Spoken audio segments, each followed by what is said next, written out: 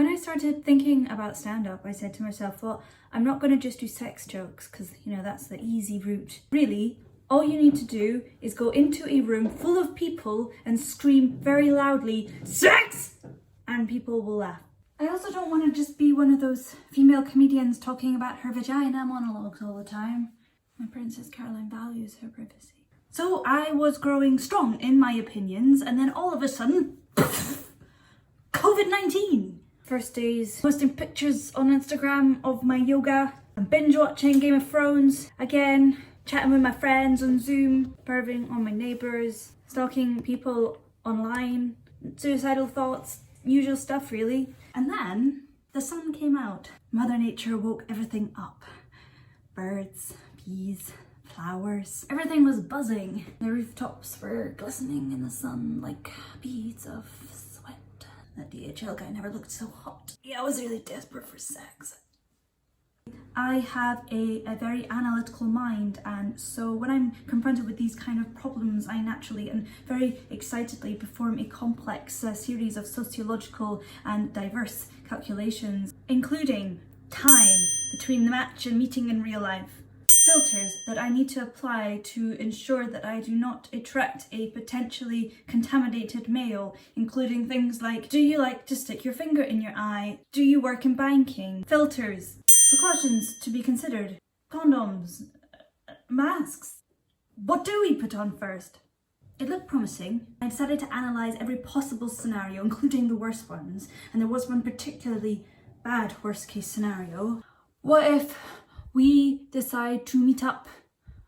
We have a one night stand, and then we have absolutely nothing in common, but he is very sexy. We realise, oh, we've passed on this virus to each other, and now we are stuck in quarantine together in my flat for 14 days.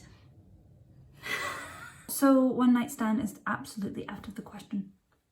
Broken hearted, I went back to perving on my neighbours, but then all of a sudden, the universe sent me a helping hand. Somebody that I used to know texted me in the middle of the night out of the blue and said to me, "I can't sleep." Now I love helping people. So from the bottom of my heart, I wrote him back, "Oh, poor you. I wish I could help."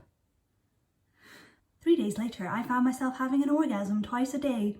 With the guy, we quickly leveled up from aubergines and peach emojis to photos, videos, then video calls. I started to think that this pandemic was really perking up for me. But then, the analytical mind closes in. Have you seen Inside Out? Joy, sadness, disgust, anger, fear. I have one more. He is the little brother of fear. He's the one that doesn't hang out with them. He kind of just lurks in a corner there, just staring moodily. And in the moment when they are united, they're having fun, he steps in. And his punk-ass street name, what if? So, this little prick decides to mess with my head. What if I burn in hell from all this sexting? What if my clitoris goes numb from all this masturbation? What if the gifts that we are sending each other are leaked onto the internet for everybody to see? Actually, this whole idea of hell is overrated and masturbation is a blessing. But is that violation of my privacy, that violation in this digital world, that is really, really shit. True. What if everyone sees my video online? Well, don't you worry, because overanalysis always comes to the rescue. I downloaded a movie making app on my phone. If everyone is gonna see my vagina and all the bits flying around, at least it's gonna be the best high-end sexting production you have ever seen. Explosions! Bruce Willis is gonna crawl out of my snatch. There's just gonna be some guy yelling, "This is the end of the world!" So we are good. I am good. Don't tell me that does nothing for you.